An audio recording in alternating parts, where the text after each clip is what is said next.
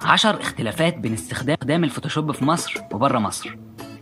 بره مصر لما بتيجي تحمل الفوتوشوب بتحمله من هنا، لكن في مصر لما بتيجي تحمله بتحمله من هنا.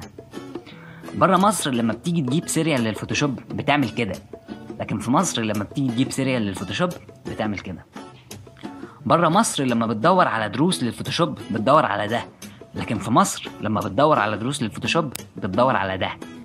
بره مصر لما بيحبوا يضيفوا حاجات تجمل وش الموديل بيعملوا كده، لكن في مصر لما بيحبوا يضيفوا حاجات تجمل وش الموديل بينيلوا كده. بره مصر لما بييجوا يغيروا خلفية الصورة بيعملوا كده، لكن في مصر لما بييجوا يغيروا خلفية الصورة بيعملوا كده. بره مصر لما بييجوا يركبوا صورهم مع حيوانات بيعملوا كده، لكن في مصر لما بييجوا يركبوا صورهم مع حيوانات بيعملوا كده. بره مصر لما بيعملوا ديزاينات بأفكار جديدة بتبقى شكلها كده، لكن في مصر لما بيعملوا ديزاينات بأفكار جديدة بيبقى شكلها كده. بره مصر آراء الناس على الديزاينات بتبقى كده، لكن في مصر آراء الناس على الديزاينات بتبقى كده. بره مصر مهما وصل الديزاينر لمراحل متقدمة بيكتب ديزاينر بس، لكن في مصر بعد أسبوع واحد من تحميل الفوتوشوب بيكتب بروفيشنال ديزاينر وبيعمل لنفسه بيدج وبياخد فلوس.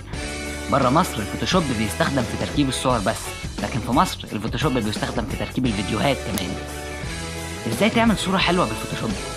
1. افتح الفوتوشوب واعمل نيو ايمج. 2. حط خلفية الصورة بأي لون أو بأي تدرج أو أي حاجة عندك.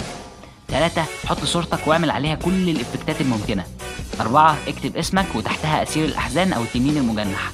5. اعمل سيف وحطها على الفيسبوك واعمل شير. وما تنساش تكتب في الفيسبوك انك بروفيشنال ديزاينر وتحط اسمك على الصورة فلان الفلاني ديزاين. قبل ما نختم يشرفنا نقول ان مصر فيها ديزاينرز فعلا يستحقوا اللقب، وفي ديزاينرز لو حقوق الانسان عرفت بوجودهم هتعمل مشاكل دولية. ايها الديزاينرز استقيموا حفاظا على مرارة الشعب من الفرقعة. اطلع يا ابني بالتتر.